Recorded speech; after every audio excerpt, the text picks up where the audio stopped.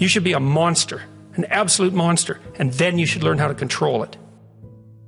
Someone who is incapable of cruelty is a higher moral being than someone who is capable of cruelty. And I would say, and this follows Jung as well, that that's incorrect, and it's dangerously incorrect, because if you are not capable of cruelty, you are absolutely a victim to anyone who is. If you're harmless, you're not virtuous.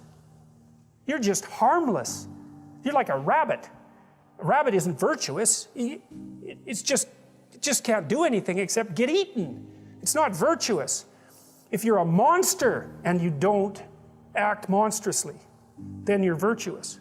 But you also have to be a monster. This is an interesting thing about the integration of the shadow, because recognizing yourself as the locus of evil, let's say, actually, in some sense, gives you far more respect for yourself, strangely enough, because the same respect that you might have for a wild animal or even a monster. So then maybe you learn to treat yourself differently. Like, I think this is particularly true with regards to the discipline of children.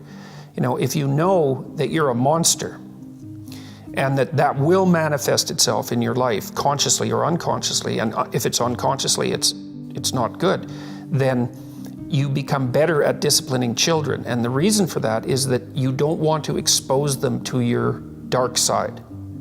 And so if they behave and don't provoke you, which means they'll also behave for other people, then the monstrous part can stay in abeyance, and then that's great. But if you don't understand yourself as capable of wreaking havoc, and that can be the kind of havoc that unfolds over decades, right? Because if you're going to abuse a child, it's the primitive form of abuse is the physical abuse. The sophisticated form of abuse is the continual undermining of the child's courage across perhaps their entire life.